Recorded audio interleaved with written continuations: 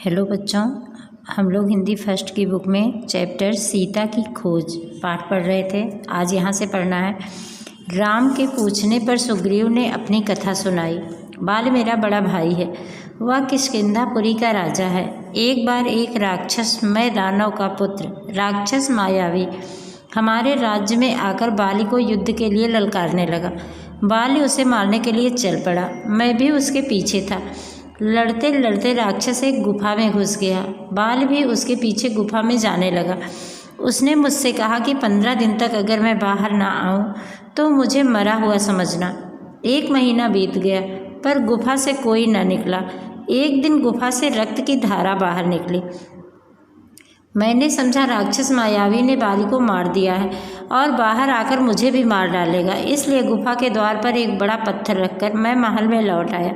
नगरवासियों ने मुझे राजा बना दिया, किंतु वह रक्त की धारा राक्षस मायावी की थी। जब बाली उसे मारकर नगर में आया तो मुझे सिंहासन पर बैठा देखकर आग बबूला हो गया।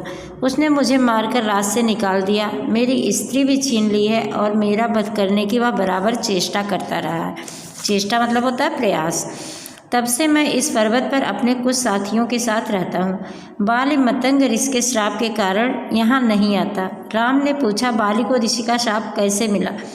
सुग्रीव ने बताया, बाली ने एक बार ऋषि के आश्रम के समीप एक राक्षस का वध किया था, जिससे उसके रक्त की छींटें ऋषि के ऊपर जा गिरी। इस पर उन्होंने श्राप दिया कि यदि तू इस पर्वत पर पुनः आएगा तो तेरी मृत्यु हो जाएगी।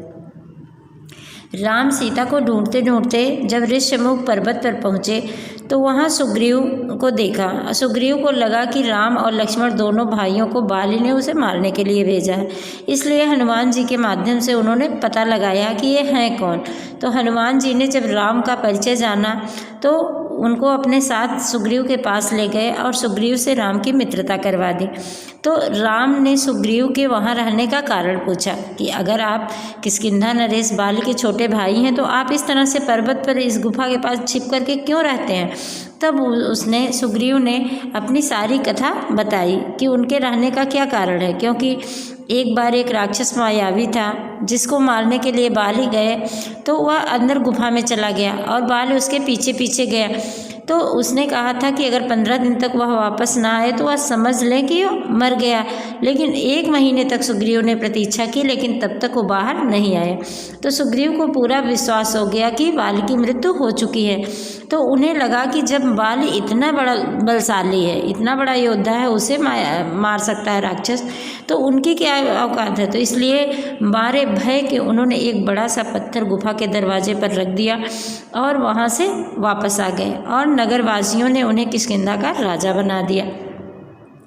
लेकिन जब बाली वापस आया तो उसे लगा कि इसने जो पत्थर रखा था वह इसलिए नहीं रखा था कि राक्षस के भय से, बल्कि इसलिए रखा था ताकि मैं वापस ना आ पाऊँ, गुफा से बाहर ना निकल पाऊँ और यह राजा बना रहे। इसीलिए मारे क्रोध में आकर उन्होंने सुग्रीव को अपने राज्य से निकाल दिया। तो उन्होंने बताया कि यह पर्वत ऐसा है कि इस पर सिर्फ एक ऋषि के शाप के कारण बाली आ नहीं सकता, इसी कारण मैं अपनी जान बचा करके यहीं पर रहता हूँ। सारा हाल जानकर राम ने सुग्रीव से कहा कि मैं एक ही बाण से बाली का वध कर दूंगा और तुम्हें तुम्हारी स्त्री और राज्य वापस दिलाऊंगा। राम के कहने पर सुग्रीव ने जाकर बाली को युद्ध के लिए ललकारा। बाली ने सुग्रीव को एक घूंसा मारा, जिससे सुग्रीव व्याकुल हो गया और वापस श्री राम के पास आया। राम ने कहा, मैंने अपना बाण इसलिए नहीं छोड़ा क्योंकि तुम दोनों भाई शक्ल सूरत में इतने मिलते हो कि मैं तुम्हें पहचान नहीं सका। सुग्रीव के गले में एक माला पहनाकर उसे पुनः बाली से युद्ध करने के लिए भेजा और स्वयं पेड़ की ओट में धनुष पर तीर चढ़ाकर खड़े हो गए। ओट मतलब होता है आड़, पीछे से। जब सुग्रीव युद्ध करते हुए व्याकुल हो गया तो राम ने बाली की छाती पर बाण मारा और बाली की मृत्यु हो गई। बाली के मरने पर सुग्रीव किष्किंधा का राजा बनाया गया तथा बाली के पुत्र अंगद को युवराज बनाया गया। वर्षा ऋतु प्रारंभ हो गई थी, अतः श्री राम लक्ष्मण ऋष्यमुख पर्वत पर ही रहने का निर्णय किया और वर्षा के बीतने पर सुग्रीव ने सीता की खोज कराने का वचन दिया। तो सुग्रीव का दुख जान करके राम ने सुग्रीव को स्वतंत्र कराने के लिए उनसे बाली से युद्ध करने भेजा और स्वयं पेड़ की आड़ से बाली के ऊपर बाण मारा, जिससे बाली की मृत्यु हो गई। क्योंकि बाली को यह वरदान था कि कोई भी योद्धा अगर सामने से लड़ने के लिए आता था तो सामने वाले योद्धा का बल भी खींचकर उसके अंदर चला आता था। तो इसी कारण राम ने पेड़ की ओर से उसके ऊपर बाण मारा और उसकी मृत्यु हो गई। और सुग्रीव ने वर्षा ऋतु के बीत जाने पर सीता की खोज कराने का वचन दिया कि वे सीता की खोज में उनकी सहायता अवश्य करेंगे।